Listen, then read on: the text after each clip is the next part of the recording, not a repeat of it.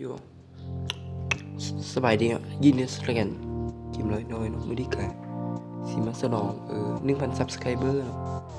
ซึ่งขอขอบใจเนาะสำหรับ 1,000 subscriber กันบ่เคยมีหยังจะขอบใจหลายไปเลยเนาะกะสิมาเฮ็ด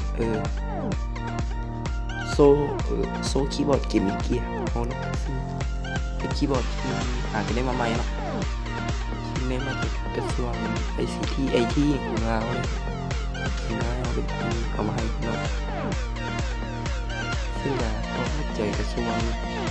IT ของเราเลยที่ส่งคีย์บอร์ดเกมมิ่งเกียร์มาให้เนาะขอบใจหลายๆเนาะก็เป็นอย่างคือว่าใช้คีย์บอร์ดเกมเกียร์คือว่าใช้คีย์บอร์ดรุ่นพวกธรรมดาเนี่ยคีย์บอร์ดธรรมดามันอยู่กล่องนั่นเนาะแบบถ้าใครที่ใช้คีย์บอร์ดเกมเกียร์ก็น่าสิฮู้ดีอยู่เนาะว่าคีย์บอร์ดพวกรุ่นธรรมดามันอยากมีปัญหาแน่หน่อยนึงเนาะก็คือเวลาเล่นเกมนี่สบายเลยกูสิกดแฮงสำเร็จก็ได้บ่พีง่ายดอกเนาะซึ่งท่านลองฟังเสียง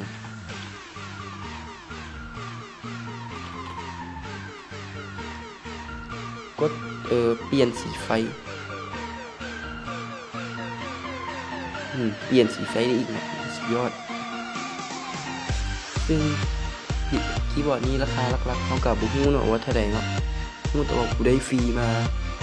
ดีกว่าไปใช้คีย์บอร์ดเครื่องเก่านั่นเนาะซึ่งคีย์บอร์ดเครื่องเก่าเฮา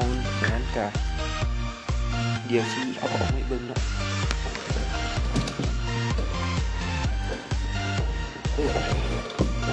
อันนี้เนี่ยเนาะคีย์บอร์ดเครื่องเก่าเฮาเนาะซึ่งก็แบบ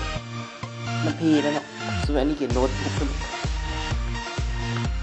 ซึ่ง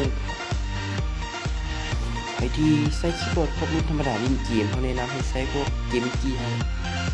เพื่อเวลาเล่นเกมเขากดแฮงเขาบ่ต้องย่านดอกว่ามันสิเพได้เนาะซึ่งคีย์บอร์ดนี้นี่เขาหากาใช้มานะได้2มื้อเองเนาะ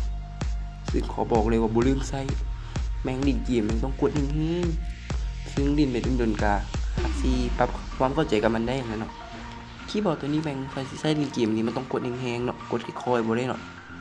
ก็ไผที่อยากได้ก็หาสั่งซื้อมาได้ตามร้านขายคอมพิวเตอร์ทั่วไปนะซึ่งอันนี้นี่เป็นของได้ฟรีมาจากกระทรวง ICT คีย์บอร์ดรุ่นนี้ชื่อ M500 M505 เนาะ